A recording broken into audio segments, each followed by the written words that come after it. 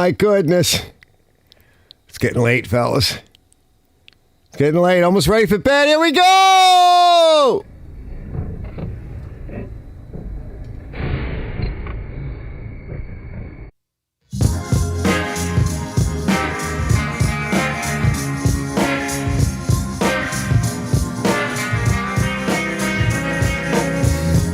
Yeah, coming in from New York. Get ready for Saturday night with the fellas, hanging out. Archer's out of his mind.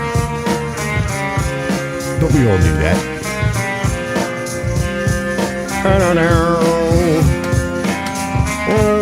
I like the spring. I gotta find something else to replace this someday. I will miss it.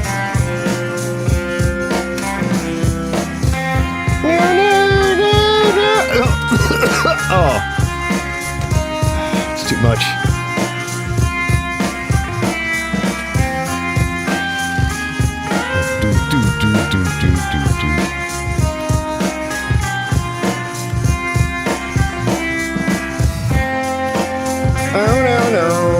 No.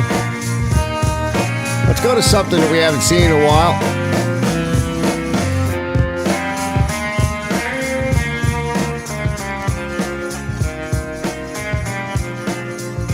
Just try to man the controls, fellas. A little bit rusty.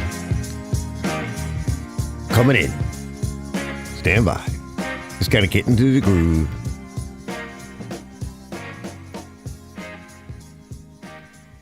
Here we go! Sir Jeremy, you are a true friend of the crown. Dilly dilly. Dilly dilly! Madam Susan, you are an even truer friend of the She's crown. hot. Dilly dilly. Dilly dilly. Dilly dilly! What is that? Uh-oh. This is a spiced honey mead wine that I have really been into lately. No, you don't want that. So, dilly dilly, No. right? Nope. Please follow Sir Brad. He's Yes. going to give you a private tour of the Pit of Misery. The pit of sorry, what? misery. Pit of misery, dilly Pit of dilly. misery! Dilly dilly! Dilly dilly! Oh, all right, I'm coming in. What's up, everybody? Let's see. Did I get... Yes, I think I managed to come in on that one. Hopefully everybody's doing okay. Welcome to, another hanging out Saturday night with the big fat loser over here. Trying to get my thing on today. I'll show you what thing that is. No, it's not disgusting. Johnny. Because he right away, he's like a child. As soon as I say any little word, Johnny's like, if he's here, or if he watches it later, he's like, gets into my brain. Like, because I'm like a 10-year-old, you know. So I have the same kind of stupid 10-year-old humor, but I'm not always like that. So yeah, I just got done working. I'll show you guys what I was up to. If you saw the thumbnail. So is that thing, let me take this off. Is that thing a big piece of crap? Did it work? Well, I'm going to be making a review on it. I bought it with my money. If Hank is there, Hank is probably going to be like, George, why didn't you make one? Because I'm overwhelmed. I'm exhausted. I'm not quite at the point of like where Ken was last year, because I heard a little bit. I heard 3/4 of Ken's show today, but I was busy shooting, footage, and where you have to say no at some point, right? I've been managing, like, some people did not get my services this year, and there were a couple of people I didn't even call back, which is bad, because I don't like to check my cell phone messages and stuff. I hate that. I just like messages. And, I don't want to be pressing all these stupid things on my voicemail, and I got to wait and sit and listen. That's just giving me a headache, just as I'm thinking about it. But got through some of that, and I'm a little burned out. Like, I'm definitely in a spot where I'm slowing down. I'm getting more tired. I'm trying to rest a little bit more in between some of these big jobs, and then I rush, like today. I got up like kind of early, went to bed. I've been going to bed a little bit early, except for one night. I think it was Monday.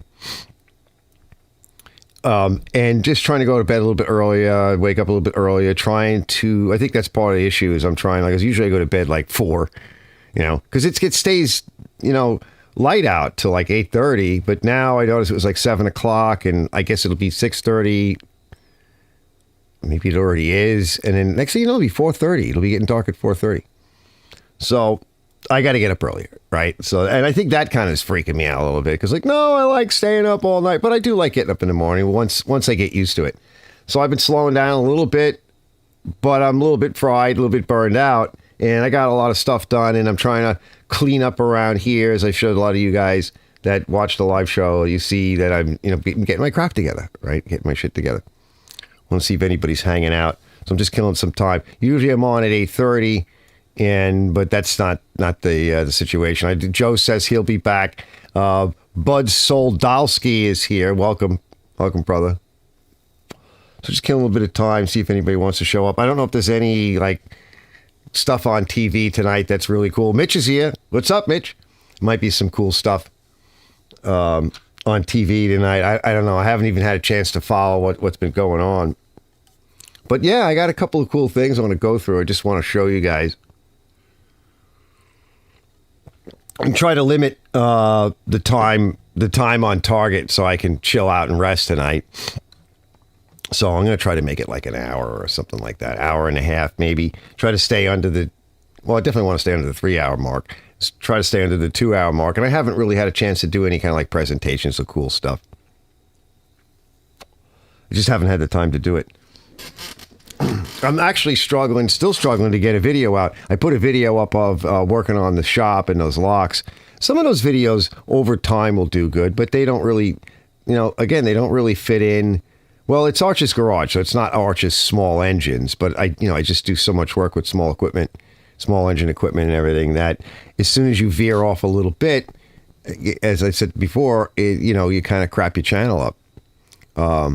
But I do have a few videos out there they're not really small engine related, but they do okay. They just take a long time to get a launch. That's fine. Let me get comfortable. Yeah, because I was going through the other night a whole bunch of videos, like a lot of older ones. And I've got one, I mentioned something I think to Ken. I got an older one and a nice old, gray colored Echo weed whacker that I did last year, around, sometime. I think it might even be more like the beginning of the season last year. And I just never put it out. I got some snapper stuff that I never put out. I want to close up those sort of accounts, close those files up and, delete all the stuff that I don't want because it's taking up room. There's a bunch of other stuff, even the mini bike. I think there was one last episode on the mini bike of doing the carburetor and putting the motor on. I never actually showed that. I want to get that out. There's just a whole bunch of things. There was that walk behind, the Cub Cadet walk behind, where I had to beef up the lifting carriage for the deck because somebody put a contractor style grass catcher on it. It's too heavy for it. And it broke it. There's just all kinds of stuff. I'm I got to find a way to get this out of here. And Big Mike Sunstar is going to be multiple parts. It's not going to be multiple parts like part 1, part 2, part 3.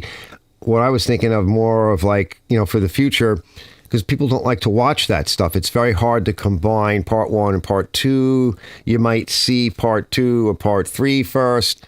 And then people don't know how to find part 1 or part 2. They don't want to be bothered. So I want to make it so that the videos are more of a standalone. See, you pick a subject or something that you're working on, and just like a lot of how-tos, but I don't want it to necessarily be just a how-to. So it's somewhere in the middle. I want you to be able to look at something and recognize that it's part of let's say, for example, this tractor, but it can, when you watch that segment, it can stand on its own. And then somewhere in there, I'll mention and put links to other parts in the series, and somebody wants to watch that, great. They may not like that part of the series, but that would be a standalone thing, and they don't have to see it. That way, because if you tried to put the work that I'm doing to kind of restore the Simplicity Sunstar for Mike, it would be 3 hours. Nobody will ever click on that, except to make it disappear. So that's one of the things I've been up to.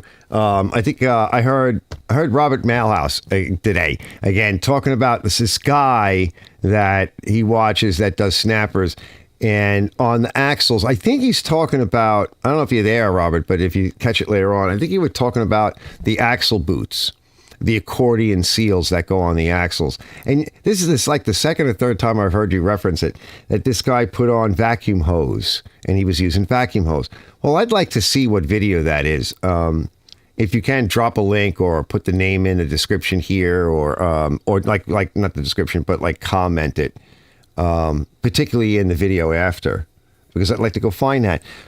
Because the last video I put out this summer on my snapper, where I was freeing up the mechanism on my old snapper, and I have the boots, but I didn't want to put them on because you got to take like the axles out to do it. And I tried that. I actually tried that. And I actually quoted Mailhouse. And I'm like, Mailhouse says that you can do this. And I tried it. You can't. There's no way. It's not possible. And I mentioned that in the video. So Robert comments on my video at the beginning of the video. I don't think he ever watched that. Because it's not possible. It's not possible because as the axle shaft, as you move the disc over the axle shaft, right, you're basically sealing that assembly. So you're moving the disc back and forth. Well, the accordion has to collapse and extend. But vacuum hose is too hard. It's not flexible enough because it has to withstand a vacuum and not collapse. So it's not like an accordion rubber boot. The rubber boots that they put on those things are very flexible. They're accordions and they can collapse down to almost nothing. And then they can expand out quite wide. Well, you can't do that with a vacuum hose. It doesn't work. So I don't know what the heck. That was the Snapper Rider. Yeah. He goes, Bud says, he goes, I adjust my boots on my snap. Oh, what did you just put them on? You mean you just installed them? Because I want to do mine, but it's not going to happen this season.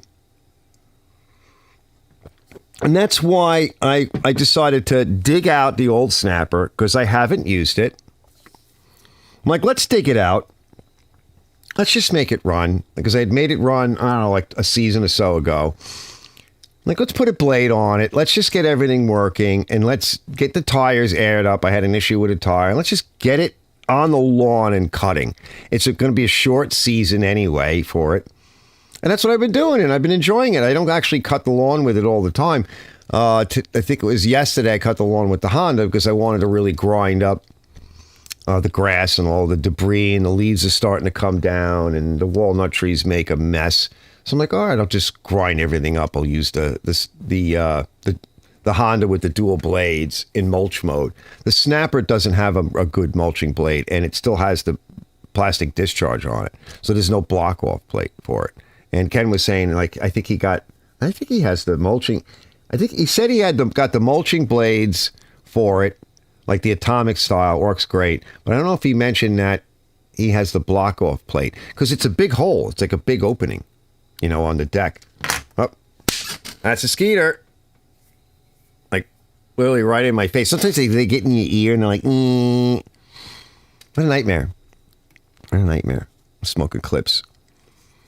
So I'm like, all right, at least it's working and it's going, and then hopefully now I have the boots. I just haven't had the time to do it.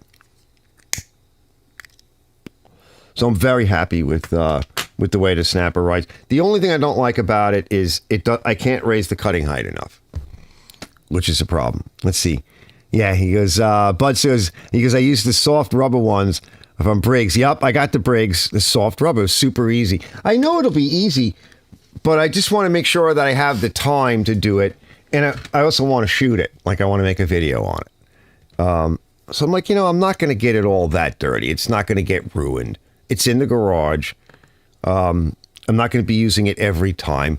I don't like using it without the boots in place. But it hasn't had the damn boots in place in a long time.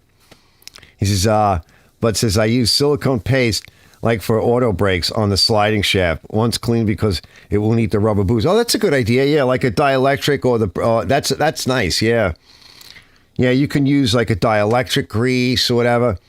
Yeah, maybe that's a thing I'll put on there when I actually put the boots on. I did grease it. I lubricated it. I got everything working good. It's sliding good. So now next time it'll have some dirt on it. I'll clean the machine. I'll pull everything apart. I'll go over everything. I also have one of the shaft seals. There's one shaft seal. It's like about this size, right?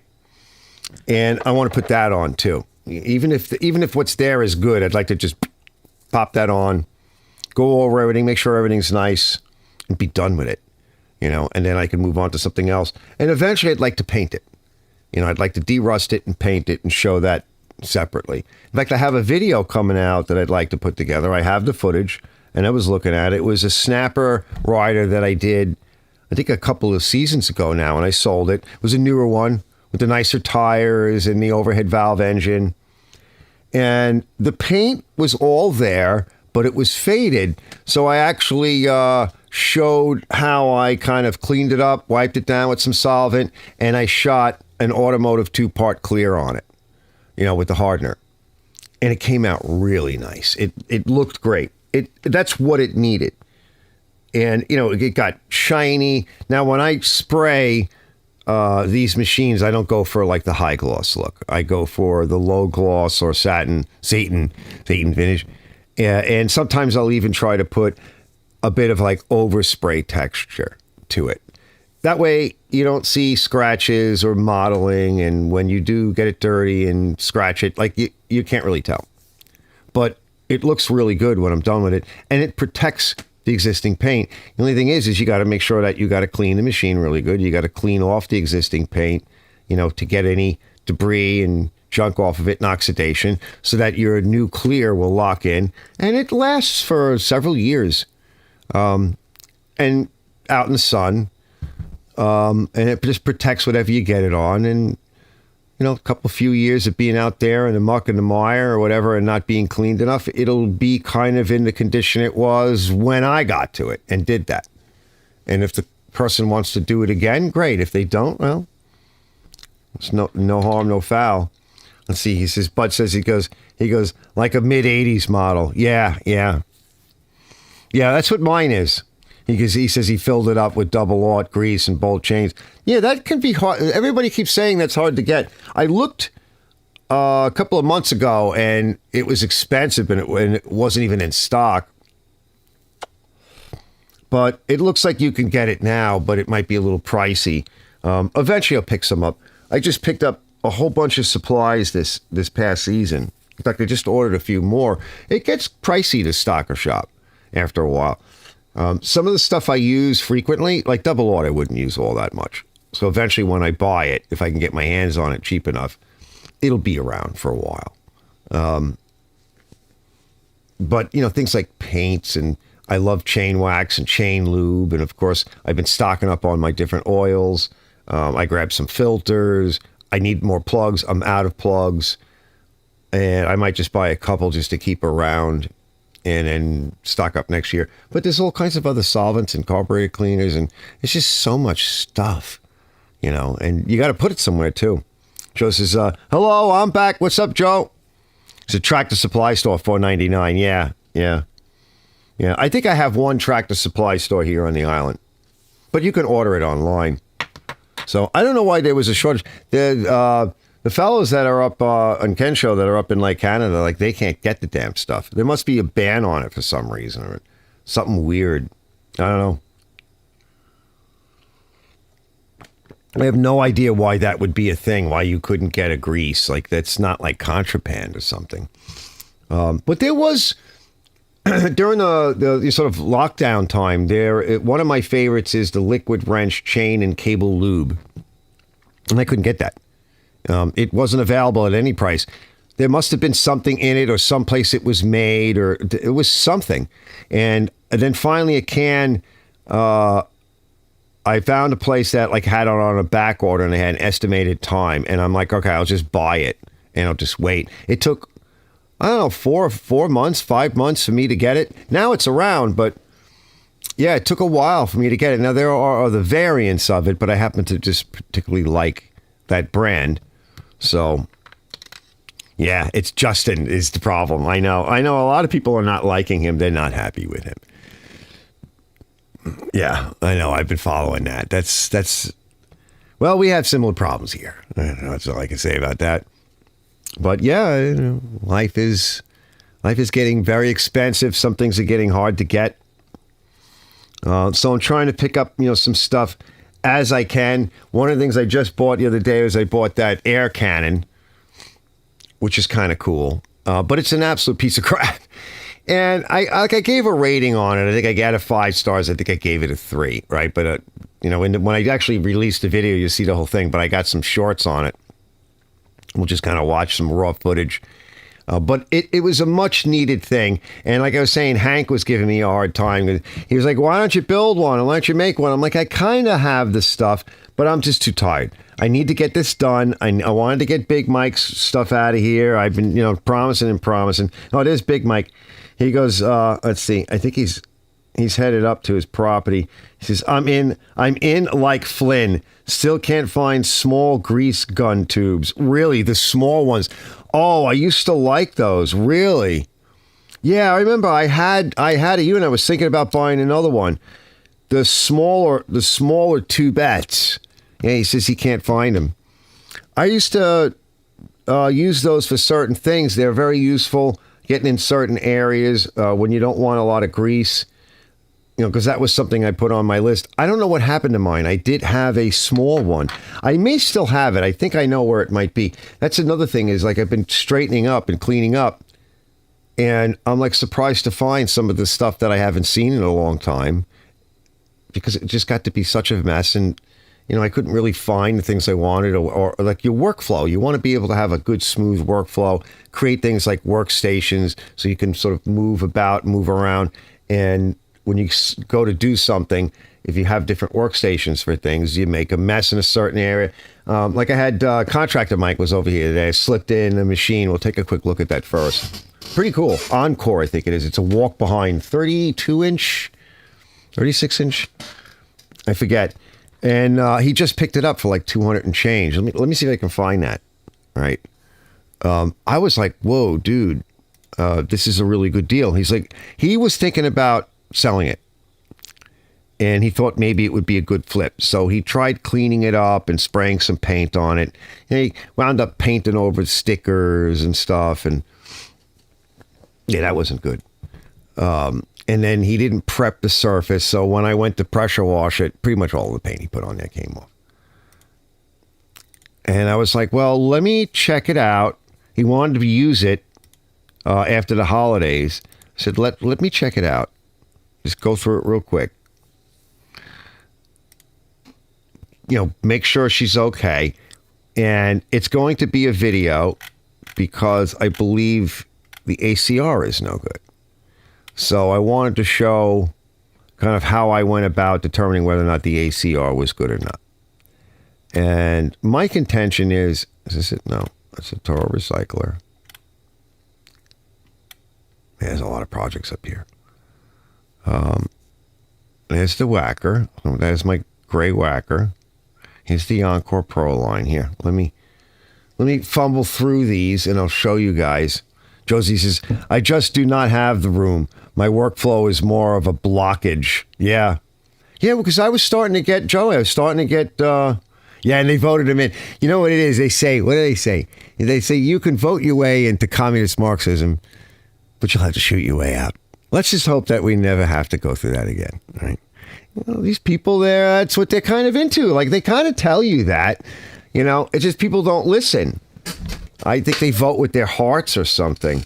A lot of these people are into it. That's what they're into. Well, remember when Black Lives Matter first came out, right? Those women that first started it, what'd they say? They said they were trained Marxists. Most of them are trained in, like, there's an area in Chicago where Obama comes from and a number of them come from, and they're Marxists. They believe in that, right? They say it.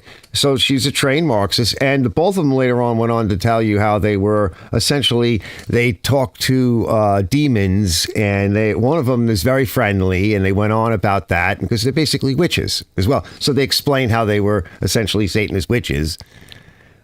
And people are like, yeah, Black Lives Matter. I'm like, no, you don't want to be involved in any of that. They tell you. But I don't know if it's just people just go, when when it gets to the good part, they're like, they just refuse to listen. They have to tell you what they are and what they do. And I think to myself, but why would you be into that? I don't understand why you would want to do that. So, all of the room that I have, if it's not being utilized properly, it just creates blockages. And then if you're looking for something, like if I'm trying to make money, right? And you're like, I know I have that. Where is it? What did I put it? This happened to me a couple of times this week. I'm like, where did I put? I was just asking Mike, Big Mike. I'm like, Mike, did we get in those tire valves? I think I was mentioning it last week. Did we get in those tire valves? I'm like, I don't know. He's like, I thought they were in a white bag. And I'm thinking, I don't remember a white bag. Right. You know, and now with the diabetes and stuff, like I will forget things completely because I got too much on my mind. I'll go in and I'll be like, I'll take out my insulin. I'll be like, did I take it? Oh, that's not good. Or I'll go in to get something and I'll leave and I'll be like, what was it I was in there for? No, I didn't get what I wanted to come out with. And the girls in particular, as soon as they're around, I just lose everything. Like it's just, I don't know what the hell happens there. Okay, maybe it was always like that, but I think it's worse now. There's a lot of stuff that I got so much on my mind, I can't remember it all. Josie says, it's a spiritual war. Yes, it is. I definitely, yeah, and free stuff is nice, but it's not free, right? Like, nothing is free. I don't really have a problem with the free stuff, right? The part of, there's a difference between socialism and communism and Marxism and all of those, right? So I'm a bit interested in certain social programs because in the concept of the United States, there is, in the big experiment, there is room for certain social programs. Yes. Well, first of all, you have to fund them, right? Which means you have to fund them and not screw around with the funding. It also means that you have to stop pissing money away on things and that we shouldn't be funding. That's absolutely absurd. Stealing money, overprinting money, right? And then being like, okay, like for example, right? Now, you could say, I think Social Security we just lost another 13% on Social Security, right? That was planned out, I want to see in the 80s. So now, like here, I'm almost ready to retire, right? That's boom, 13% less at a time when everything got ridiculously expensive. That's a double whammy. Now, it is a social program. It is not it's not, I don't know, everybody argues over what an entitlement is, right? Well, in my view, if you want to go to the actual definition of the term, if you paid into Social Security, looking entitled to get your money back. The concept of it is something of a pyramid scheme, though, because it gets funded by the generations that essentially come, before and after. So it's kind of like if I want to get money now, that money had to have been put in by people that came before me.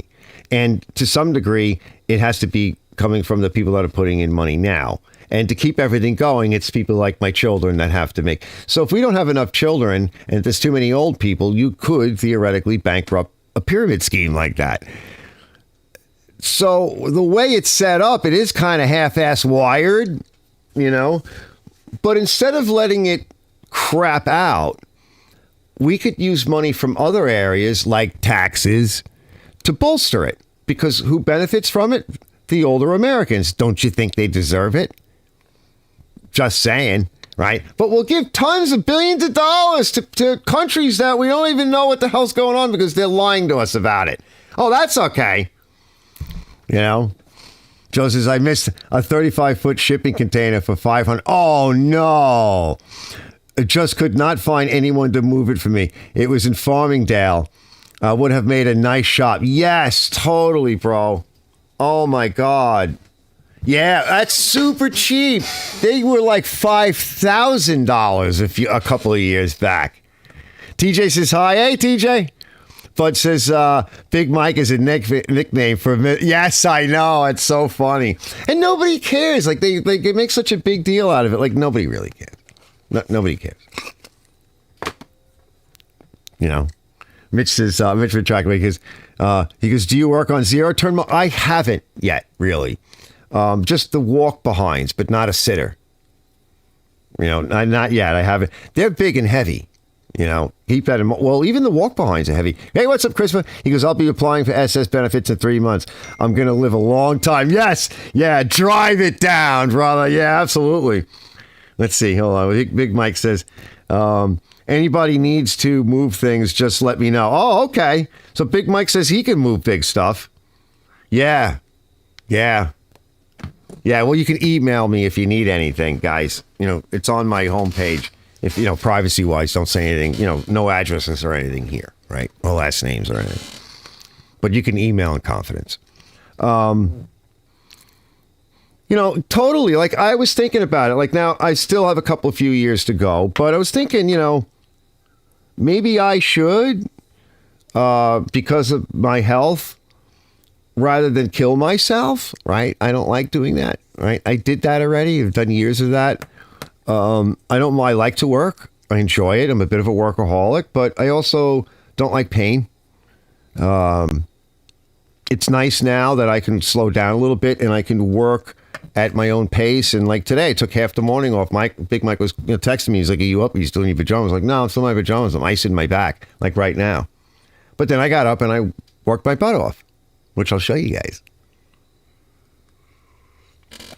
And I enjoy it. And it just sucks, like, if you have to work when you're in pain, because it'll injure you. You don't want to do that. When you get older, like I say, I'm an effing prima donna now, right? I think we all, at this age, if you've been working and you get to, well, I was actually trying to retire at about 45. Like, if I kept a job at Grumman, if they didn't just leave, because of all the craziness going on in the world, even then, because it started when I was younger, I'd have been, like, mostly retired. Everybody that I knew that retired at Grumman, they were multimillionaires. Not necessarily in cash, but they had all these assets. Like, they had good money coming in and all, and they had money, but they also had all these assets. So I was like, yeah, I'll stay here. Yeah, and I felt at home. So that was strategy one. Then when I lost that job, I had a million other jobs. I had to keep, like, investing myself into things and relearning new stuff. And I was like, well, I did want to see if I could be like 60 and still kind of work if I wanted to, but be like at the point. But then, my ex-wife did, she completely had other ideas. Such is life, right? But, I think everybody, when we get to I think at least 60, we should all be like, you know what? Prima donnas. This is the prima donna class, right? This is the retired class. Take care of them. They've done their thing. They've done their thing for society. They've done their thing for the working class, for the corporations. They've done their thing. They voted. They've done all. Maybe they served in the military or whatever. You're always serving. Pull them off the workforce, and that's the other problem that happens, because when older people are in the workforce, they could be displacing a job from a younger person. So let's take care of some of these people. I mean, actually, give them a chance to kind of chill out, get them out of the effing workforce as much as possible, make sure that they have a decent life, and let the young people, have something. Because now, like my daughter, none of these people can buy a house or even a car. Forget about buying a house and a car, right? My daughter's like a boss, and they just opened up like a pharmacy in town. This young woman, she's in her 30s, and they were telling me about her. She's got these huge bills from her education, because you have to basically be a doctor to be a pharmacist. I mean, and then all of the money for the store and everything else, and the like. Oh my God! And then a car. And she doesn't have a house. I think she still lives with her parents at 30, and she's a business owner with a doctorate degree. We got everything upside down, So that's my rant. Let's see. Barney says, pyramid start at the bottom. Yeah. Hey, Tommy. Yeah. And Joey goes, what town is Mike in? Well, like I said, I don't really know if he wants me to say, but he's not too far from me. But email me, and I'll ask him, and we'll, Bud says, I'm 59 and ready to throw in the towel. I know, right? I hear you. Yeah, well, not ready to throw in the towel. But I can't work like I used to. I'm not going to either. I don't need that level of horror and pain. It's not happening, because I broke my back, and then the diabetes and everything else. No, I'll be dead if I keep doing this. No, I would like to see maybe grandkids, not anytime soon, but when it happens. Yeah, and I don't want to be like all crippled and all like, just tweaked because I can't move. You know how like when you hurt your back or your neck, you're like, what are you guys doing? Right? Because you can't move. And if you do move, you're like, oh, All right. No, I'm done with that. I move pretty good now, for the most part. Yeah, let me switch monitors. Let me show you this thing. All right, before we get to the other stuff. Let's see. I think this thing's pretty cool. I've never seen one of these before. Here, we'll go to no, I want this monitor. I want this monitor. Yeah, I want this monitor. Let me put my headset on. Just real quick, I'm just going to cruise through it. This is all raw footage, as you know, fellas. But I thought it was a nice machine. And I'll just show you the right real quick, because he wants me to get on that. Let's see. So this is just rando footage. Yeah, here we go. So here's some footage when he dropped it off, and then I'll just roll a little bit of footage when he picks it up. Let me turn on the desktop audio.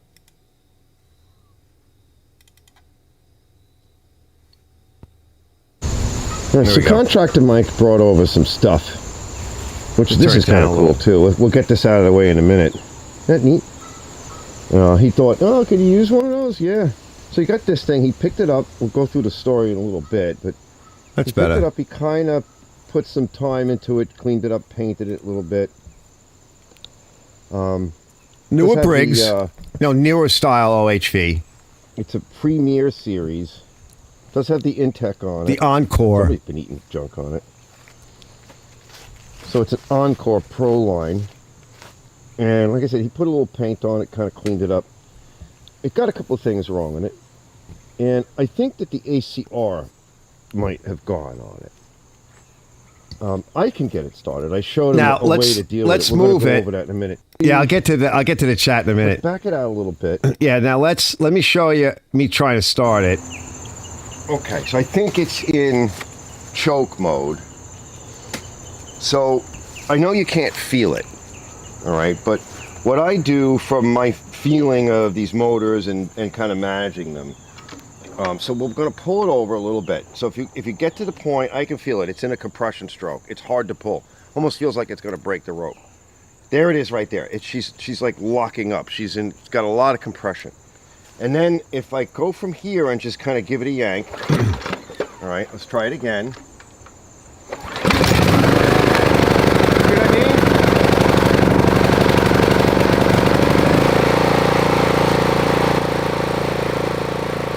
That runs good.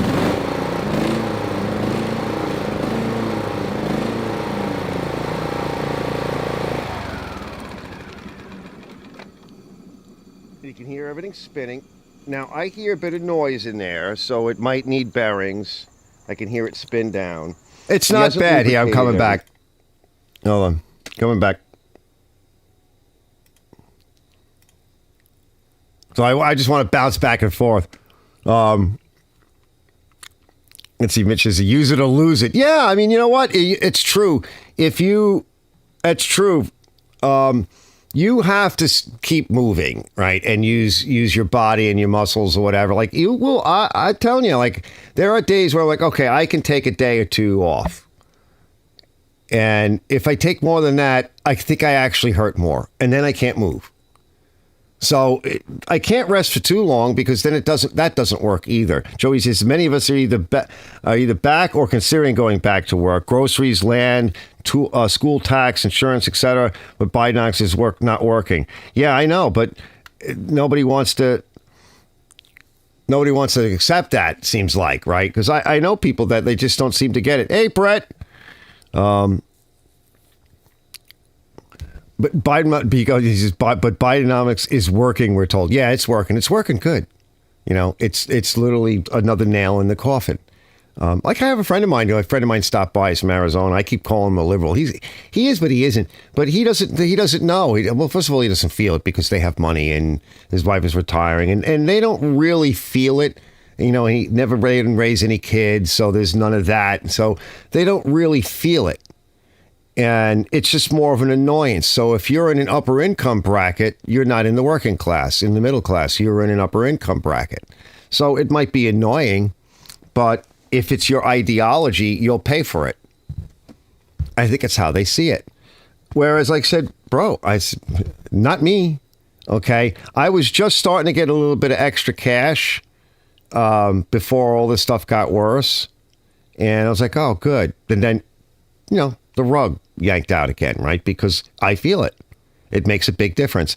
And not only that, but look at what's going on, right? Like I said, there's no way that my daughter's generation or my daughter can buy a house and a car, a car at $30,000, $40,000 or something like that, whatever it is, for a new car and a house at $500,000. They just estimated my house value at $514,000. I said, that's ridiculous. That just makes it so that if anybody tries to buy a house like this and a car with an education, you will own nothing and be happy, because you will not own a damn thing, because you'll never pay off those kinds of loans, especially at the interest rates. So it's already here. All right. So that slogan from the WEF, from Klaus Schwab, is already a reality for most people, especially the younger ones coming up.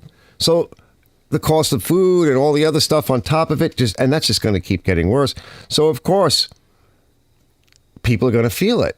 And even people that have a home and maybe a used car, and they can somehow manage, but they're splitting $1 to make ends meet, So Spud says, I'm so glad to hear others awake. Yeah, some people I know, right? Welcome to the channel, bro. Seriously, Bud. I think you're new, so welcome. But yeah, I mean, there's a hard reality. And like he said, everybody hate, so many people on the left, they were programmed to hate this Trump fellow, which I'm not a big fan of because I grew up in New York. I know what he's like. But it's not that person particularly. I think what a lot of people on the left don't understand is that for most of us that are struggling in this way, or see somebody that we know, or a family member, or a younger person, or family, a child, whatever, it's kind of what he represents. It's not him. It's the representation of what he represents. And now we see others coming into the fold, including people like, I wouldn't say that Robert F. Kennedy is somebody I completely admire, because he's got a lot of skeletons in his closet. But it's actually good to see some of the people that are, let's say, liberal Democrats, coming over a little bit and showing some support or some understanding. I would love to see more of that. And I wouldn't even suggest that they become, let's say, conservatives, because years ago, liberal Democrats were way more conservative. I'd like to see that. That would help. You should, if you have an ideology, the part of this country is should be allowed, right? We even had, Hitler, by the way, had his communist headquarters in Manhattan back in the day. So there is some room for different belief systems, whether religious or political. But when you can see something is not working out and things are breaking, at some point you have to call it. It's not working, and that's my contention. Let's see, squeak, squeak, squeak. I know. I almost brought it outside to clean it, but I'm like, can I not add more shit to my plate? So let's go to, I want to show you guys a little bit of footage of it, sort of cleaned up a little bit more. It's got some nice features, this machine. It's built like a brick house, but it's not overbuilt like the right, which I'll show you when we're done. It's a little bit more elegant. It's a little bit more, well, it's very pure in design, I think. Yeah, let me see. Let me cue one up. It's simple. I think this is a good one. Yeah, here we go. Yeah, I'll roll this. I like simple, especially for a contractor machine, especially for his mechanic. Look, nice, clean, all heavy material. Look at the gauge.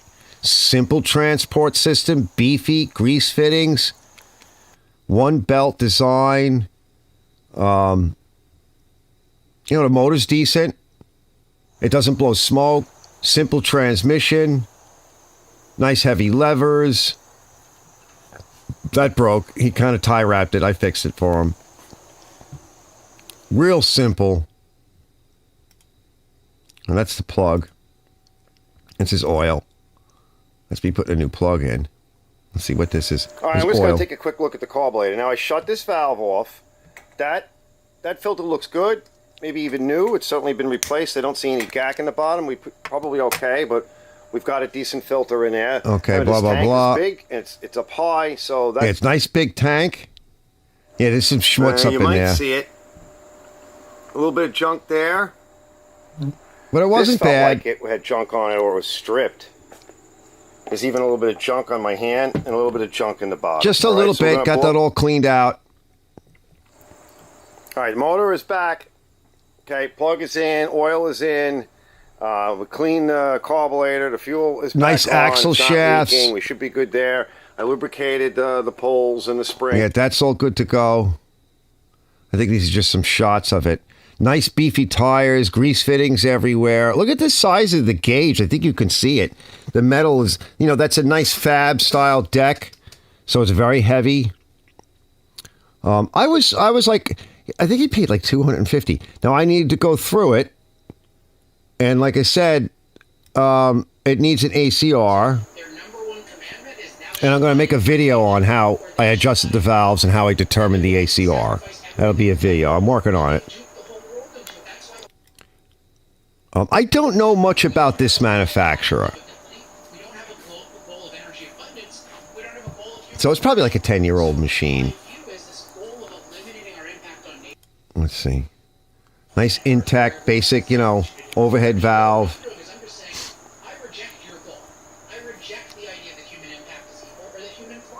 Yeah, the Pro 36, the Pro line. Here's the right. Okay, now this thing's a beast. It's got the kind of sucky motor on it that Carol says. This is even heavier. Very similar construction though, but it is even heavier. And you can see the handlebars on it. Now look at the handlebars on this. Basically the same tranny, a little beefier motor. A little beefier deck. And let's see, what's next? Oh, there's Mike. Yeah, what's up, Mike? It's Contractor Mike. It's Contractor Streaking Mike. on the water. He's getting ready to get this thing out of here. It's all nice and done. I just went and did the blades for him. So Yeah, I worked on the blades. To do everything I wanted to do. So he's ready to leave. We're ready to go start it up. Yeah, he's going to pull it out. We'll do a quick start in the dark or something and just make sure it runs. Hold on, we'll be right back. Yeah, let's see if you can see some of it. The one's Hey, great. listen to the idle on this thing. That's like it's idle. Yeah, Nice and sturdy, everything. the idle's good. Where should I turn the blades on? Yeah, right here is good. Spin the blades up.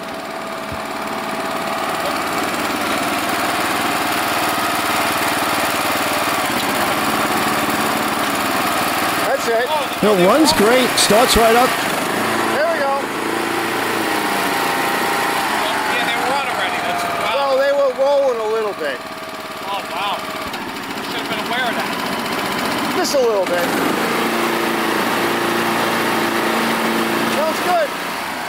Yeah, it's a sweet machine. I'm coming back. It's a sweet machine. Big Mike says, I know, Big Mike's guilting me. He's like, oh, I'm going to go up to the property and I'm going to kill myself with the skag again. I'm like, oh, we're almost done, Mike. He says, that's smaller than the skag I'll be getting pulled around by. Yeah, dragged. Right? Yeah, because the biggest skags, they're a nightmare. Mike, you would actually like one of these machines, this Encore thing.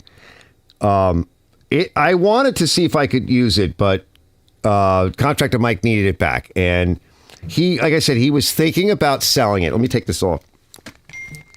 So I was like, oh, hold on, don't sell it yet. No, He goes, nope. No, Big Mike wants his Sunstar. We'll get to the Sunstar in a minute, a little bit.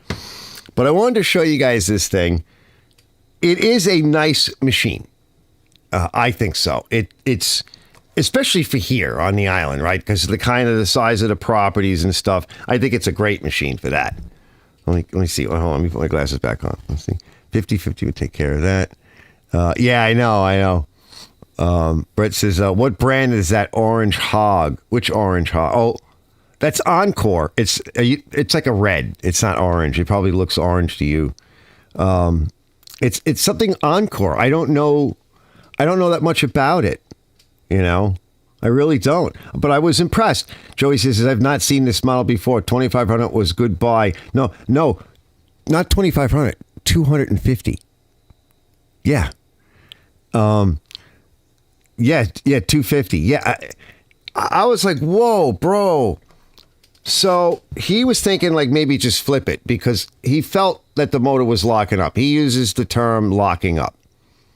So, when you're a mechanic, you got to try to interpret and educate your customers, but you got to figure out what the hell they're saying. And he's had some issues before on other motors. So this is like a phrase he uses.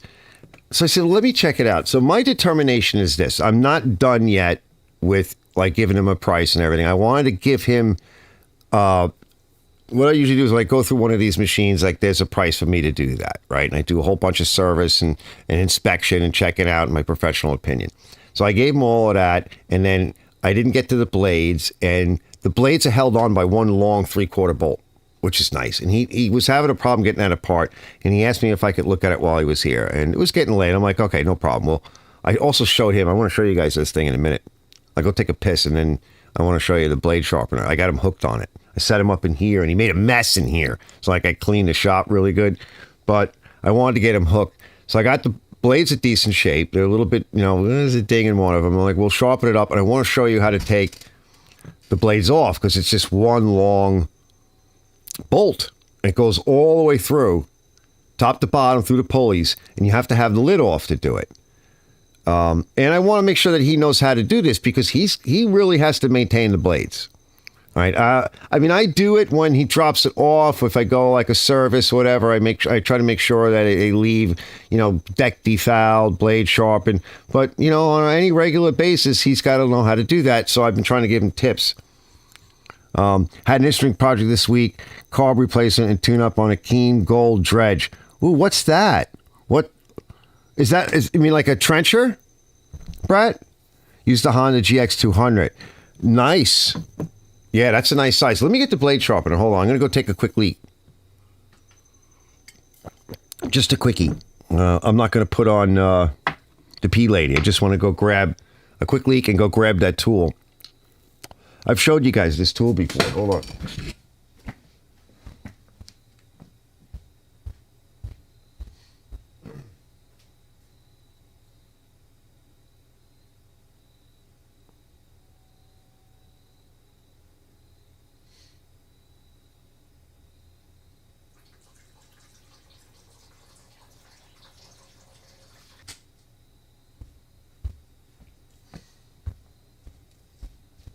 All right, here's the grinder.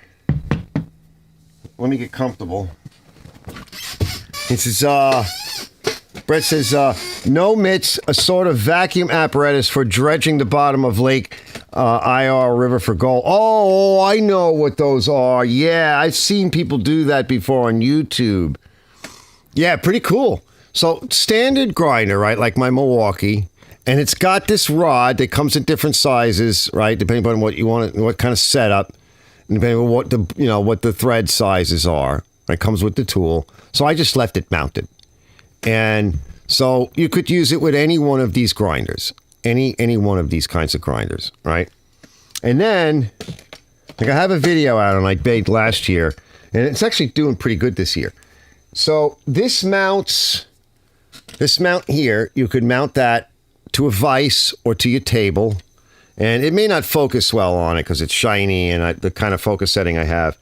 And what you would do is you'd mount it to the table, something like this, and you can kind of see it here. And then you slide the grinder into here, right? And then you mount the blade into this chuck here. You tighten it, and then the blade is sticking up like this. And then you drag the grinder over it, and it maintains whatever angle you set this to here. So if you have a mulching blade, I just put like 2 marks over here on the scale for the common settings, for the angle of the blade, right? And then you just drag it over, and it holds the angle grinder steady. So you get a very definite cut very quickly on the edge of the blade. And you can repeat it. So you chuck the blade in, next, flip it over, next. Remember, he's got a lot of blades, and they all pretty much are the same. They're just slightly different mounts of different machines, but like he's got like 2 Toros, they're the same. And I, let him use this, just like free-handed, blade like locked in vise, and I let him use that. And he's not used to using tools like this. Now, I was showing him, and I got it in one hand, and I got the blade in the other, and I'm not even locked in, and I'm going over it, and I can produce an angle even freehand. But he had, a bit of a difficulty doing it even with the tool or by freehand. He was not used to holding it. And it's like it goes to like, I'm a skinny guy these days, but I used to be like 200 pounds. But from years of doing things, I have tendon strength. So my muscles aren't big, but I've got all that tendon strength and muscle memory. And you learn how to work things in an elegant fashion just from repetitively doing it.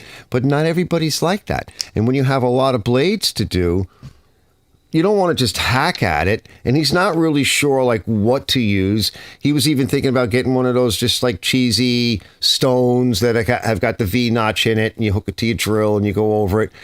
But I showed him about, dressing a blade and how to balance it and check for balance and how to treat the edge and then how to sharpen it in the different angles so that he could make a really good attempt at consistently keeping his blade sharp. And he liked it because it helped him, right? Maintain the angles and everything. Again, everybody has different skills.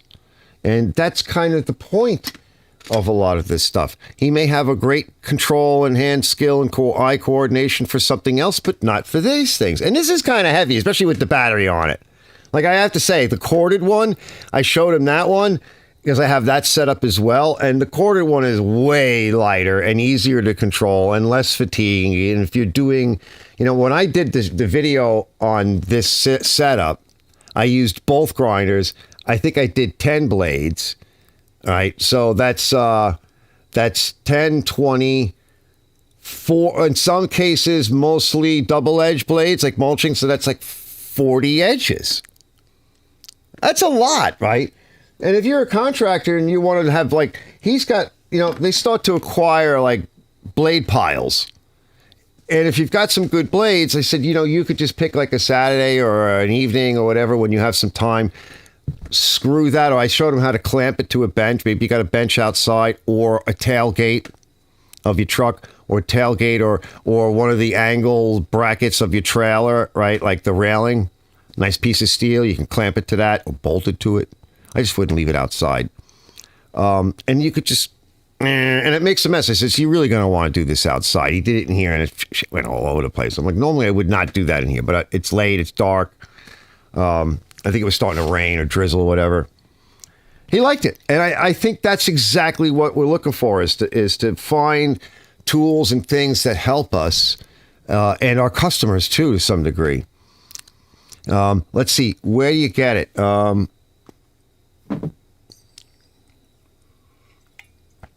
Let me flying around here. Let me go to my channel and I'll pop the link up. Just give me a bit and I'll find it. So let's see. Where did I put that? Is it under playlists or is it just... I'm just going to cruise through videos. I kind of know when I did it, so it won't take me long to find it. And I'll pop that link. I gave him the link because you can see the whole video of the demo. And then the link is in the description. And it's a nice tool. Now you can get that version of it, or you can get the original guy as American. You can actually buy his. It is more money, but you can buy his. You can look at that. Look that up. I think I might have left that link in there, but just give me a bit. I'll find it in a minute. Very useful tool. It reduces hand fatigue. It just listen. If it makes your life a little bit easier, like the tool that I bought today. I'm just concentrating for a second. I don't want to miss it because it's... Oh, let's see. Yeah, it's definitely last season. Well, I think I went too far.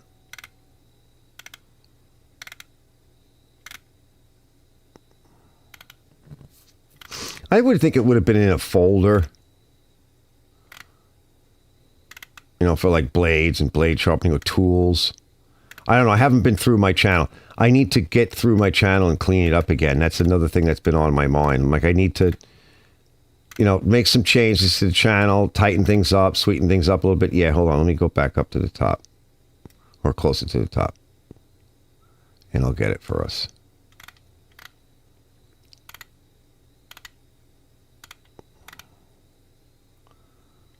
Let's see.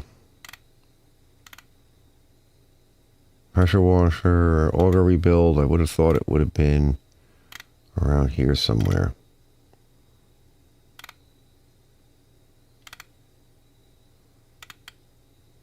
There's the Amazon tire machine.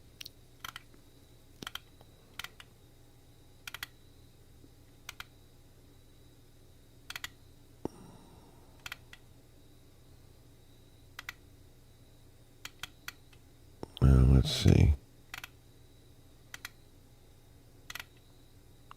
I don't know why I'm not seeing it. Unless it's in a folder.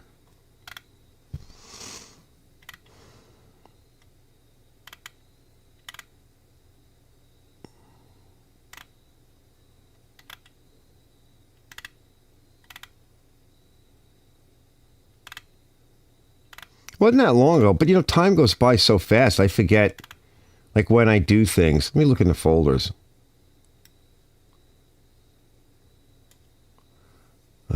Let's see. What's my channel manager? Videos. Let's try playlists.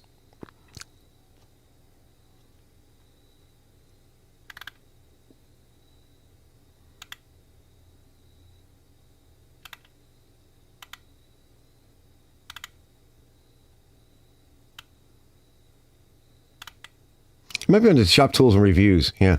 Let's look at the full. Let me look at it. Oh, here it is. Hold on. I found it. So I'll show you guys. We'll go over to the right monitor. Yeah, it's under the playlist of shop tools and reviews. So secrets revealed. So this is it right here. I've got my thing on it. So let me open it up. Went through all of these, and they were all pretty beat, but see. they are recoverable blades, reconditionable. Now I'll just play a clip, balance but I and want to everything. grab while. So I did all this. Just so kinda let that it you play don't for a have to, second. So that I could actually spend about Let me a day or get. so. Hold on. Let me get the short link for it. Copy that video link. And then while I'm editing, I'm going to put it in the Welcome to description. Lawrence's Garage. You guys like tools? I like tools. Yeah, I like tools too. I'm a big fan of tools. Always see. have been. Probably always will. And I've got something for us today, fellas. Now, in this box here, which you'll we'll open it up in a little bit. But let me tell you what's going on. A company called GSTP, and they're mostly an automotive, store. They carry a lot of really cool stuff, and I'll leave all of the links and everything in the description.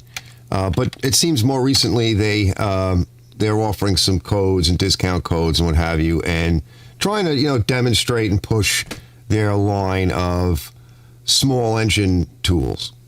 I'm always looking for a tool that we can use and that I can use that is within a budget. And I think it needs to be, before we even look at it, I need to put this in some frame of reference. And you take a look at the different tools that they have for automotive, and I'm involved in automotive as well, always have been, hopefully always will as well. And so it's something I want to look at in the future. But right now, with regard to small engines, I'm interested in things that can make my life, your life, a little bit easier. Yeah, we'll just get a quick look at it. All right, fellas, I just went over a whole bunch of blades, 10 blades of varying widths, types, lengths, 21, 22, straight edge, compound, mulching style. I went through all of these, and they were all pretty beat, but they are recoverable blades, reconditionable, balance and everything. So I did all this so that you don't have to, so that I could actually spend about a day or so with this with this system, sharpening up these blades, and so I can give you a real review. And I actually like the tool. Now, in this video, stay tuned because you're going to want to. I would watch it. Let's see. Something I also made. This is all for the setup, location of everything, and the final assembly. Just give you a preview. The M18 demonstration. Here we go. And you have to set your angle. So you have, it says you have about 15 degrees, and that button is down here. Remember these things here. You're going to want to note where you like to set it. So this is a straight setup right now. This is the Toro blade, and we're just going to do it quick because I don't want to make a mess in here. It's suggesting that we move in the upward direction. Okay, make sure everything is tight. And actually, this is not too bad. So we're going to start about here. There we go. And here we go. First use. Yeah, it's not bad. Now, it doesn't feel flimsy. Now, they say don't sharpen down. So let me see. We'll move a little Just forward. bring everything outside, no cord. Nasty's left there. But that side's really bad. And it is narrow. Here we go. So, might as well just, keep the adapter out. Now, I would still like to see this angle steeper. See if we can see a little bit more use of it. And we want to give it another 8. I made some adjustments to at it. least. I Okay, talk and this about secret that. close up of what I did and what dimension I arrive at.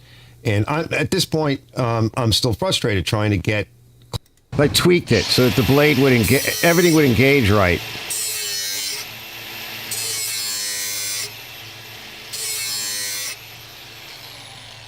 All right, Yeah. let me come back. Yeah, that's a little bit better. That's closer to the angle. I'm coming back. So just so you get an idea, let me catch up with you fellas. Just so you get an idea, the link is in the description of this video for that video. So I put that in there, and all the links are in that description if you want to buy it. And I like it. Like, I thought it was a very worthy thing. I think Joey's leaving. Hold on, let's see what he comes up to. He's leaving. Let me catch up to everybody. He says, even on a compressor. Oh, let's see. Best way to keep the correct angle. So Joey says, I found this is the best way to keep the correct angle on a blade. I started a video using this over a year ago. Never posted it. I have to look for it now. Yeah, right? Right? I think he left, though. Hold on. Let me catch up. Brett was talking about no mitts, a sort of vacuum apparatus for dredging the bottom of the lake. Brett's going to, this even had an onboard compressor. I'm guessing it was for breathing device while they were, yeah, probably. Bud says, I love that. Where do I get it? So I covered that. Peter Woolworth, welcome, Peter. I use the All-American sharpener. Yes, that's the American design. They're very good. I actually like them. Now, usually I just use my grinder if I'm just doing one blade. Tim Tweet, what's up, Tim? Got 2 bottles to make your lube of ATF and gas. Mine leaked out. Oh, all over the garage floor. Oh, crap, brother. Yeah, I'm telling you, it works good, right? Bud says I'm getting low on battery if I disappear. Oh, all right. You got it, brother. Oh, plug it in if you can. Tim says, finally caught one of your lives. Wife's in recover after getting an RFA done on Wednesday and Friday her spine back pain. Yeah, I hear you. I feel you. Joey says, Tim Tweet, I use ATF and acetone. Yes, but I don't use the acetone because the mix that I have is like a general purpose mix, whereas the acetone's more aggressive and it's more of a penetrant. And so when I really want that, yeah, I'll go with that. But my general purpose is like a 50-50 mix of just like regular old gasoline and you don't even smell it, really. It doesn't smell. It doesn't really evaporate. Joey says, you're welcome. This mix works very well. Joey says, hey, Arch, everyone have to go. Have a good night. All right, see you later, Joey. He says, later, Joe. Tim Tweet says, so, yeah, I'm sorry to hear about your wife. Yeah, because that's what I was saying earlier is that, like, my back issues. I never did get the surgery. I was able to avoid it, but I also have, like, a bad hip socket, and that's actually starting to bother me again. I talked about that a little bit, about I got prolotherapy where they inject, like, a sugar water or whatever into the socket, and it kind of tightens it up, and it lasted for, like, 10 years, and now it's giving me a bit of agita. Maybe I'll have it done again. But yeah, it's avoiding surgery is not easy, and the surgery is not easy.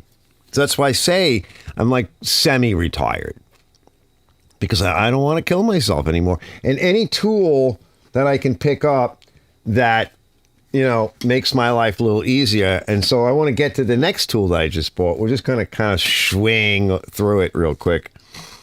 And it was $70. Let me set up. I'll show you the tool. Not terrible, not great, but it's $70. A really good bead cedar is closer to like 200.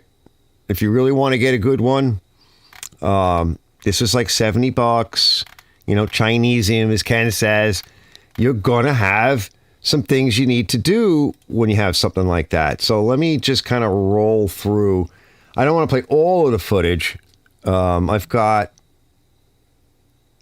yeah, we'll roll some pictures so that you can see it.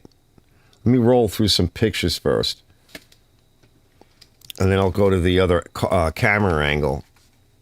But I will make a video on it. So let's see. Where are we? You're probably not going to see it, but Hold there on. is a bit of a flat here. So Hold I'm on. cleaning it Setting up, up. but that was probably the bigger So I had a lot of problems with the fittings. The fittings were crap. That was really what was wrong with it. problem. And then we're Damage just gonna take a to the little bit of fittings, burr lousy off from the fitment. inside with a cartridge roll. And I'll probably go over this quick. Oh, I feel something here too. There's something right in this area here. Turn a little light on. You're going to see the waviness. See it? Yeah. So So yeah, we'll fitment clean that up. issues. And I'll get a little V-notch file in there too. I'll run a V-notch around this.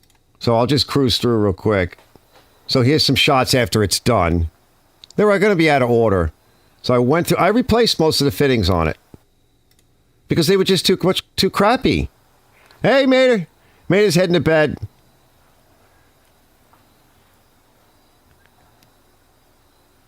Yeah, so I replaced most of these fittings except for the big one.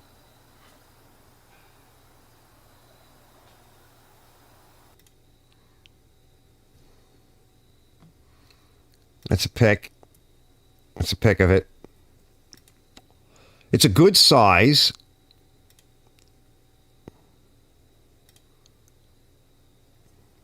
And those are the tires that I just did. All right, so those are mics. Let me find the other footage of it. Let me back up. Let's see. We got this one. This one might be me using it. Let's find out. Hold on. Wrong. There we go. All right, let's try this one. So I got the valve in. We have this guy ready. We'll see what happens. And about 40 pounds, 35 pounds, something like that. Hopefully that'll do it. This one seals up a little bit better, so it's not as bad. So this tire seals a little bit better, and I put about 40 pounds of pressure into the tank, into the air tank. So it's not as bad. So I'm shooting out of out of sequence. We shouldn't exceed too much of the pressure. You know, the maximum pressure. We're in the safe zone. So move that back. All right, give yourself something to work with. That's it. Isn't that nice? Almost. Let's see if we can catch it. Yeah, it's almost fully seated. Yep, got it. All right. So I'd say that's, Yeah. Let me find the leak test. Hold on. Let's see if I can find a leak test. We'll just buzz around because I want to show you that. There's a whole lot of footage here, so. And it's not labeled. Like I said, it's all rando at this point. Yeah, Right, so I'm putting on. All right, yeah. So when you wrap Teflon tape, you want to wrap it in the correct direction. So I'm going to be spinning this on as I. Yeah. All right. Let me back up. Did I test it here? Just check my stuff. Yeah, here we go. Crap. Look at that. Look at that. Leaking a little bit, and I had that tight. Like Yeah. a sieve. Now that we can put some I blue even block. replaced Some most of blue the block. fittings. But it's not terrible. Look at that. Like It's a just sieve. crap. So, a lot That of we these can fittings fix. are That's still actually replaced. pissing out. That we can fix. Ah, I the could put some more Teflon, tape on it. like Big But Mike it's says. pretty good. It might work. We might want Let's to see, try I'll back that. up a little bit more. All right, so I got some better tape. Yeah, hold on. Just kind of cruise through it.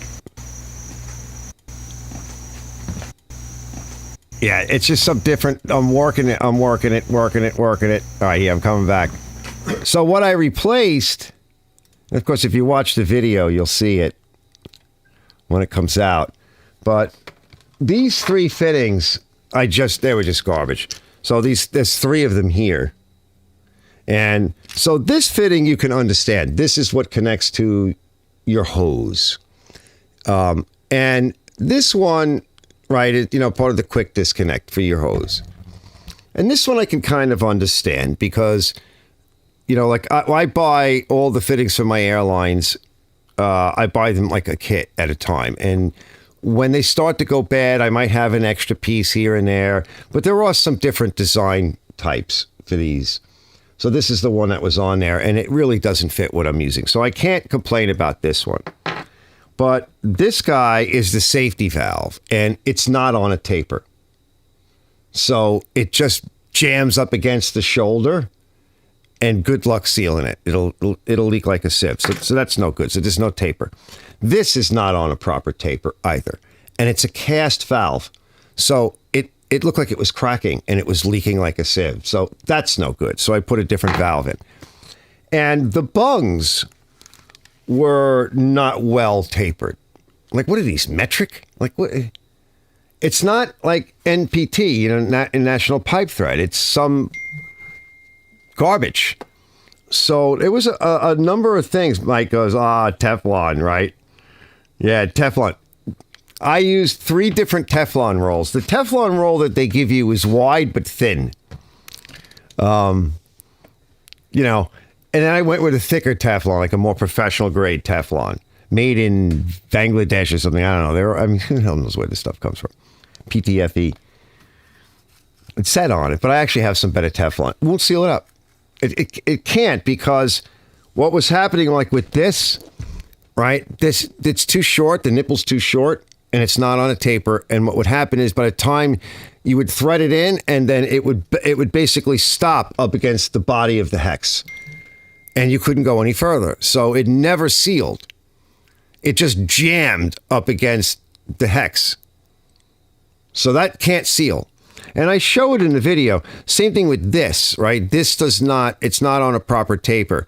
So it would thread into its bung all the way until it hit the shoulder. And then it would just stop because you hit the shoulder and you'd have to jam it. So no amount of Teflon tape is going to seal that. The way pipe thread works, is it's on a taper. And as you drive it in, the distance gets smaller and smaller until it starts to bind up. And really, the tape is really not really there for sealing. It's actually more like a lubricant.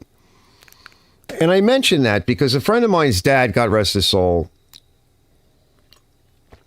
he worked for Brooklyn Navy Yard when he was younger, and he was always like into plumbing and everything. And he started a business doing air compressor systems for industry, particularly. He wound up in his own shop, his own business, air compressors for medical.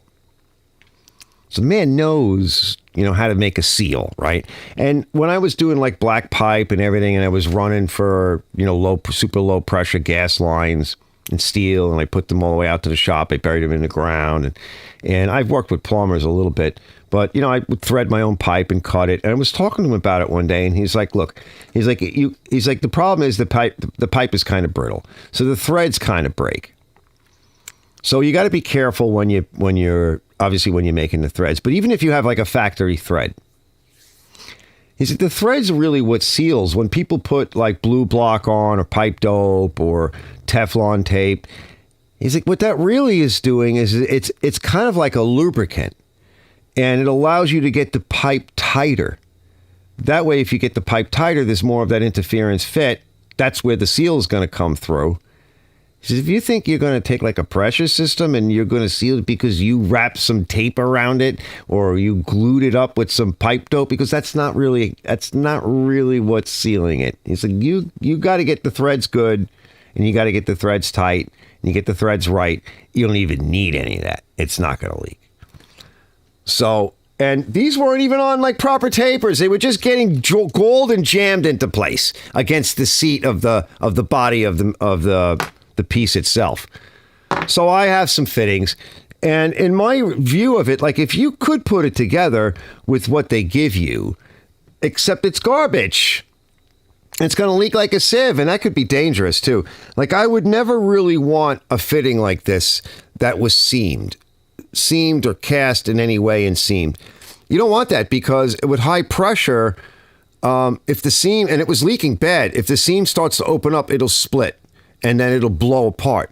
And by the way, which reminded me of, like, I know, Brett, if you're still there, I know you put your tank is leaking. Your air compressor tank is leaking and you put some like JB weld on it. You got to be really careful with stuff like that. Once you're talking 125, 130, 140 PSI, air is compressible. And when you have a compressed gas inside of a cylinder and it starts to tear, if it starts to leak, it will tear. If it starts to leak, it could tear. It will peel apart, blow up, literally, shoot through your garage door, blow through the ceiling, throw pieces of it everywhere. You really don't want a tank that's leaking. You don't want any fitting a tank that's leaking like that from those reasons. If it's leaking because the threads aren't tight enough, or they're slightly damaged, or it's not the best quality, that's one thing. But it's very different. Like this, something cast with the seam, like it shouldn't have anything like that. It shouldn't leak that way. This is potentially dangerous. And a leaking tank that's leaking from the bottom where it's rusted, it's structurally a problem. And ASME tanks, they should never be welded on. You probably would want to get rid of that, honestly. Go look at some of the videos of people that did not do that. They did not service. It destroyed their garage. And if anybody happened to be, fortunately, nobody was standing near it, because people have gotten killed and maimed from that kind of shit, and it will destroy a lot of stuff in your shop or your garage. The much older tanks before ASME and some of the other rating groups, they were rolled and seam welded on a lap joint, like my old Worthington down there, and I did weld it and I pressure tested it. You have to do that with water. You can't have any leaks like that. Those old tanks were made differently than the new ones, which are stamped steel, with stamped caps, and it's a different gauge and it's a different process. And if it's leaking from the bottom, it's because its tank has been dry, it's been getting water in it from the compression of the air, and it's rotted, and it could come apart. So you might want to get rid of that thing. Keep the pump, keep everything else, get a new tank. It's not worth taking a chance. It really isn't. So let me see what you guys are doing. I think Ken's here. Let me catch up. Let's see, Bud says he's getting low on battery. Let's see, Maida says, I'm heading to bed. I've been getting up at 3:30 this week to be at work by 5. Got a video coming out in the morning on the solar generator I got from Amazon. Nice.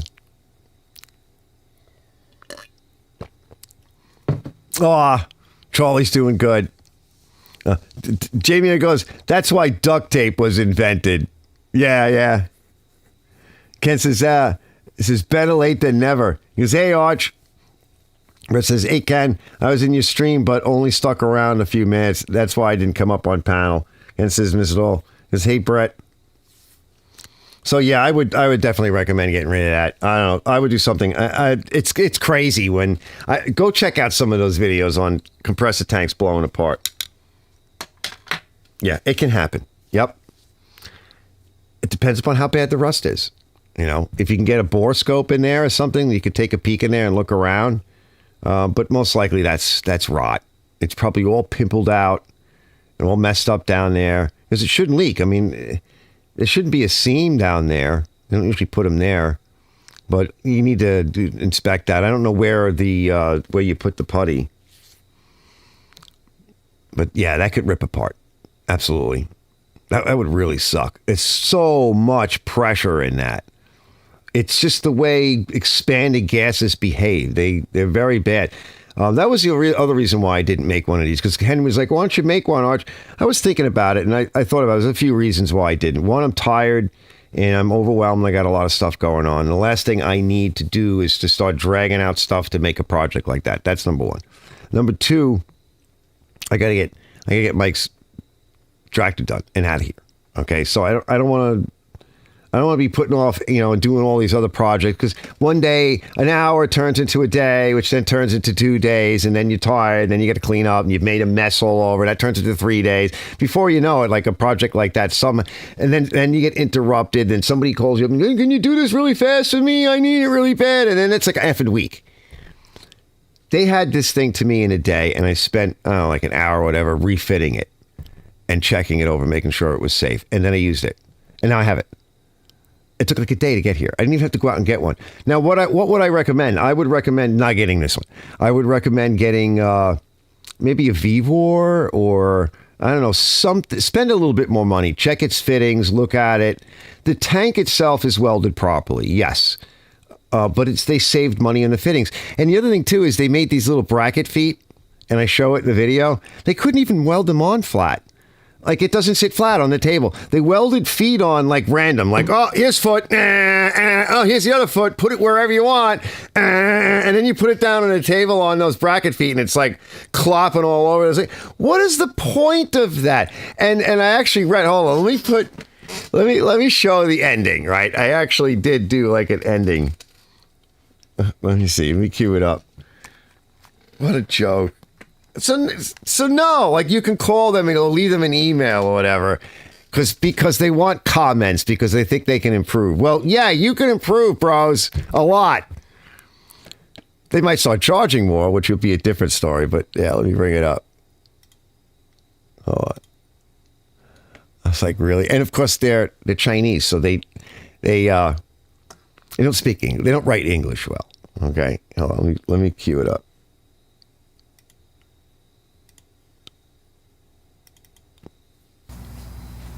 USA. Okay. So, Mall of USA. That's the company. Please feel free to contact us. Oh, Jesus, what is wrong with me? I can't talk.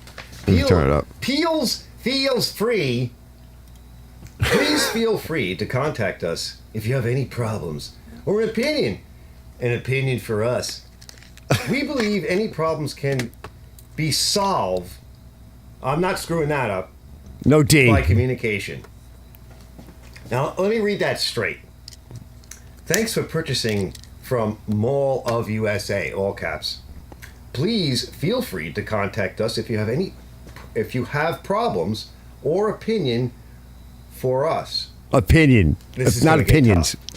Please feel free to contact us if you have problems or opinion for us. Not opinions, opinion for us, comma. We believe any problems can be solved by communication. That's a period? That might be. We are target to be the best helper of your life by satisfying you with various products in our store. Ooh. I'm getting ideas. Yes, Ken. We will have more new goods online every day, and please visit us often. Thank you very much for your support. And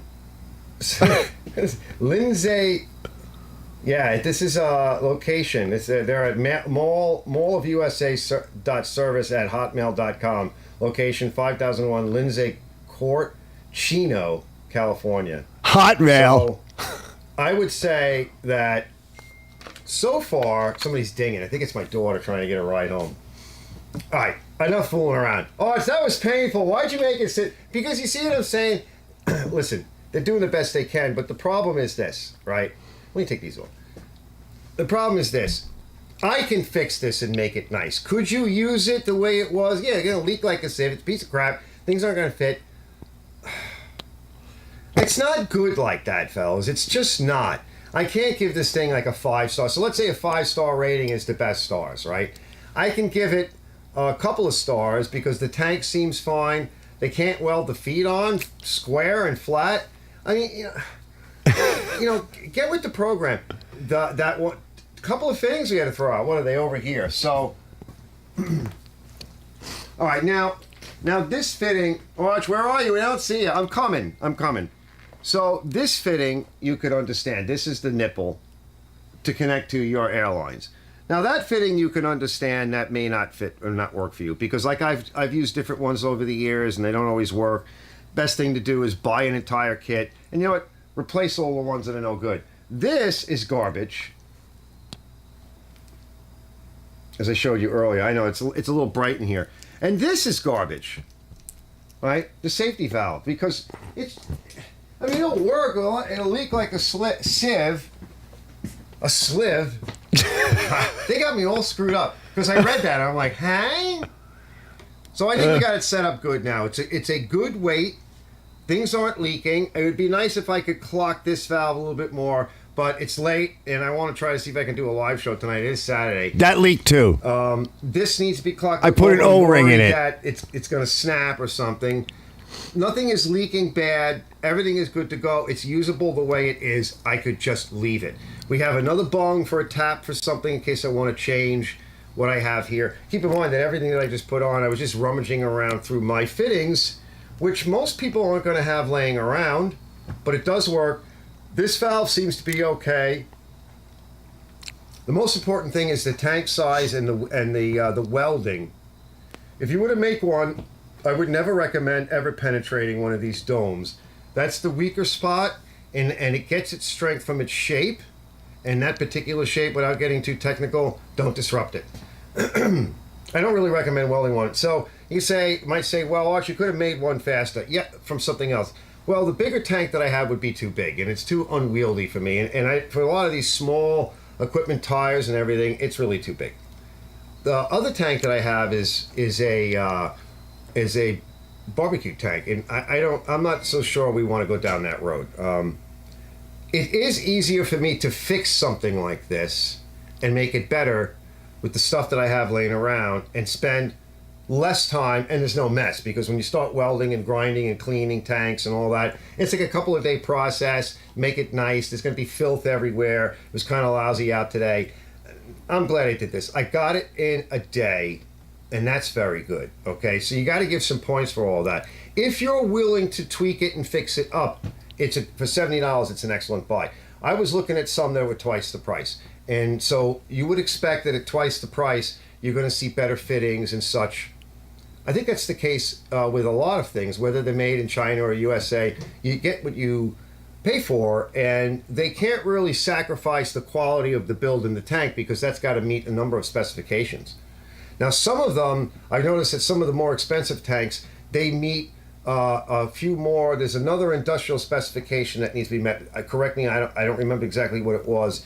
If I read through it again, I'll let you know. If not, just look. If you're interested in something for your shop, something cheap, and you don't want to work on it, and you want to maybe meet OSHA or some other regulations, don't buy one of these, okay, for that. If it's just like a home shop, like what I got going on here, and you want to fool around with it, nothing I did is unsafe. Nothing here right now is unsafe. Everything is good to go, and it works. I do like the technique that I'm trying to develop. Use the gauge. Try not to crank it up too hot, much higher than the maximum pressure of the tire. You may have to crank it up higher if, like for these bigger tires, like this big one underneath here. Let me get it. You can almost see it.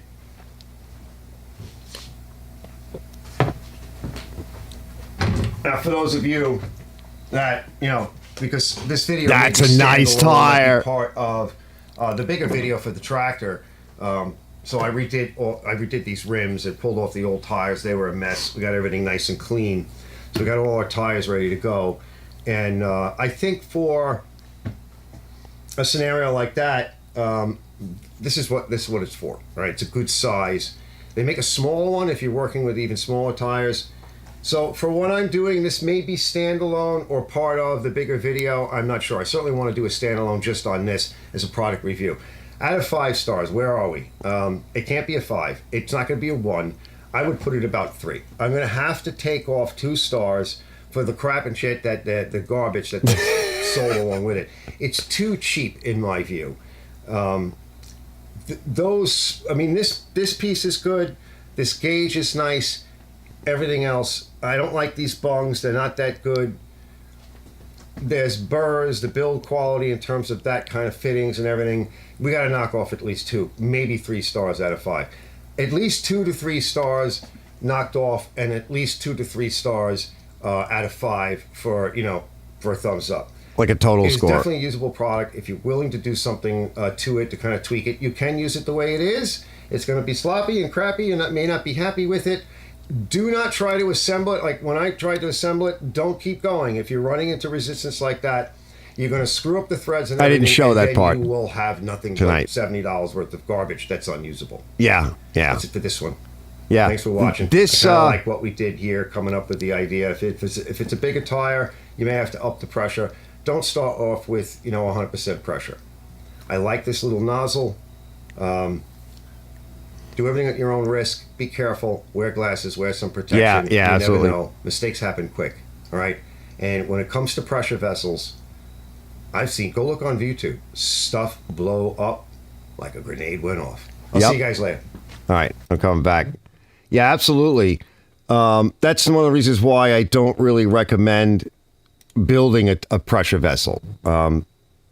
Because if you're not a good welder and you don't understand certain, like some people can weld, but they don't weld really good. Well, I wouldn't recommend building a pressure vessel like a tire inflator or something like that. I wouldn't recommend doing that. Just sometimes, with pressure behaves very strangely. Pressure is weird. It expands. That's once it finds an outlet, if it comes out really fast, and it will tear steel. So in that regard, the fittings were all kind of crap. I got through all of that. What I didn't show here tonight was what I was finding with the fittings, the way they were fitting. You would have cross-threaded them, not gotten them tight. It probably would have leaked. It would have leaked even worse. And then, of course, if you're not able to turn it in all the way because you jammed it all up, it could blow off. Of course, that would go flying. That should never be a thing with something like this. The fittings should be good, and you should be able to turn them on and get them properly tightened. And of course, I outline that when I make the video. All that will be, I'll make all that available. I'll show all of that in detail. But for pressure vessels, I thought about it, making one for myself. Yes, I can do it, but what do I really want to show that on YouTube? Like you got to be careful with YouTube. You could show people something and in good faith think that you're not liable for it, but I would say no, that's not true. These days, people are getting sued on YouTube for all kinds of things. Remember, we live in a litigious society, and when it comes to safety, now, it needs to be said, you got to be careful. So let me come back. Let's see. He says the compressor's 24 years old, heavy tank. Yeah, but even still, once it's not heavy if it's leaking, right? It's compromised. That's the point, right? It's heavy everywhere else except for where it's failing. It's failing. If it's leaking, it's failing. And you have to consider that. Do what you want, but if it blows up in your garage while you're not in there, don't say I didn't tell you so. So, ultrasonic thickness testers are cheap. Yes, test the tank walls. Absolutely. Something like this coming apart. I don't know how to explain it. But the way pressure behaves, compressible gases that's how you make a bomb. You have a gas that is expanding at such a rapid rate. It's because that's how an engine works and combustion works. It has to do with this property of expansion. And I think a lot of people don't really understand what that really means. That's how a bomb works. And a bomb, the pressure builds up, and the control point of the vessel that holds it is a design of such that allows for the charge to come out. Let's see what Big Mike says. Ken says, I made it! Yeah, it's funny. This is all right. That's smallest gag. Teflon. Tanks are heavy when there's 100 pounds of air. Yeah. Oh, God. Please contact us. We love you. Long time. $5, Soldier Boy. Soja boy. Wait. Hold on. Love you long time. Soja boy. Hold on. Let me put my headset back on. Love you long time. Let's see if I can find that. Hold on. Freeze contest. We love you long time. Brett says my first to these jokers is to take a course on how to learn proper effing grammar. Tim says that's okay. I can't say Chevy. Oh, Chevrolet. Ken says as long as they get my order right and don't forget the egg rolls, I'm good. Tubuku. Oh, it's killing me. And as long as they stay away from my cats, and my dog. It's funny because one of my customers, a lady that lives up the block, I think her name is, Nancy. She's got this beautiful dog. He's a little thing. He's tiny. He's all white. Beautiful. And I was like, oh, what kind of dog is that? I can't remember the name of it. She says, I rescued it. I said, really? It's a rare breed. Just beautiful dog. Really sweet. I said, where'd you get it from? She says, well, the Chinese food. She goes, they eat them. They cook them. They eat them. I'm like, what? And she's like, yeah, I had to rescue it. Oh, Tubuku. Oh, it's a Ken says, and hold the MSG. Oh, because those wheels came out sweet, Arch. Thanks, Ken. Yeah, that'll be a separate video. That's what I was saying, like trying to make, like in the future, I'm just thinking about like what I want to do with the channel. How do I want to handle like a big project like that? I want to do the wheels as a separate thing. It's just a separate entity of itself, and try to keep it under 30 minutes or less, under 30 minutes. Not have it, not it's part of the track. It'll be in the folder, right? But that's a standalone. Then doing this, right, with this thing, I'm going to have it part of putting the tires and wheels on, but I'm going to have a separate video on like a review on this product. I bought it. I own it. I can do a review on it. I can say what the hell I want. Like I said, I give it about 3 stars for what it is, and I'm honest. So that'll be another video, right? So like trying to, like, what am I going to do? I can't have these 1-hour videos. I can't do them. Like nobody will buy into that.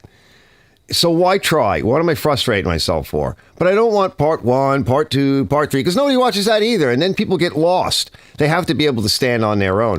So I really enjoyed it. Thanks. Shout out to Big Mike. For letting me do it. He didn't really want me to do it. Did you guys see last week when I showed the crap when I pulled those tires off? I'll show it again real quick, but they were a mess. Hold the MSG. Tubuku. My ultrasonic cleaner had warning labels in broken English. I made the point to make fun of it on one video. Yeah, I mean, they need, listen, if we looked at Chinese stuff, we wouldn't know what the hell we were looking at, right? So, but if they want to sell here, if we wanted to sell there, it would have to be in Chinese. So they'll get there. Ken says, we hire specially certified welders to repair our autoclaves. Yes. Yeah, absolutely. Yeah, it's a bomb. Yeah, absolutely. They are bombs. Ken says, in Connecticut, only boilers mandate unusual testing. Air pressure tanks do not. Yeah, you have to follow certain guidelines, right? So generally speaking, if you want to test a pressure vessel for air, you fill it with water. It has to be 100% evacuated of air, full to the top, and then you can pressure test. Some of the fellows will take it to about 1,000 PSI, 500 PSI. I think a lot of guys, I think that's too high. I think a lot of guys will say like double standard rating. So most of us will run a pressure of around 125 PSI. Most guns and air things that you're going to be using will consume a certain amount of CFM rated about, let's say, 90 PSI. So let's say 200, 240 PSI is that's well over what anybody would be using for any air tool. Any air thing. So filled with water, you could bring the pressure up to about 200 pounds, 240 pounds, seal it. Come back an hour later, look for leaks. There's no leaks without any funny business. The weld's intact, everything, tape on the fittings, everything all plugged up, no air in it. It'll be fine. If it's been leaking, there's any leak that you cannot fix easily, preferably with a TIG welder, but even then, if it's on the bottom of the tank, the material is compromised. Then it should fail. So you get another tank. The tank is not that expensive. It's the head. See, Ken says, my favorite sign in the spa massage parlor, we make your dollar go further. That's great. You get everything you want and free egg rolls. What's Chinese and what's 69 in Chinese? Toucan shoe. That's beautiful. That is so beautiful. Yeah, I gotta pee again. Let's see, what time is it? That means, you know what, fellas? I'm gonna put the pee lay on. Hold on. If I have to pee again that fast, I have to go check my blood. Let's see, what time? How long have we been doing this? Hold on. Yeah, that's a sign. So, in almost 2 hours. We could call it. We could call it here. Hold on, let me bring it back. Because I covered just about everything I wanted to cover, and I don't want to really go.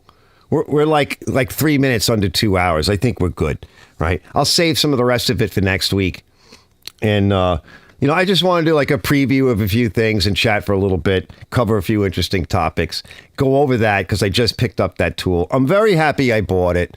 I can't complain. I had it in the day when I decided I needed it. The two bigger tires weren't really a problem, but those two smaller ones, they're very stiff. It's a 4-ply tire. I've been doing this for a while. I wanted to show you guys one more thing. Hold on.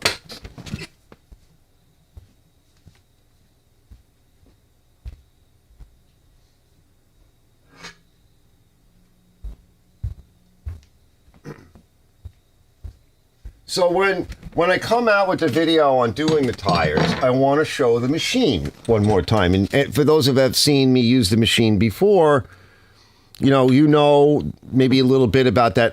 It's kind of an odd one, and it is a cheap Chinese machine. And I have some ideas for tweaking it and making it a little bit better.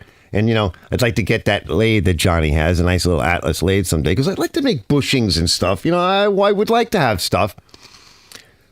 But it does seem to be a very good machine. I moved it, made a little area for it, made a shelf. May not be the permanent area, but it's a good area to use it. It is kind of out of the way, and I've been enjoying it, and it's making my life a lot easier.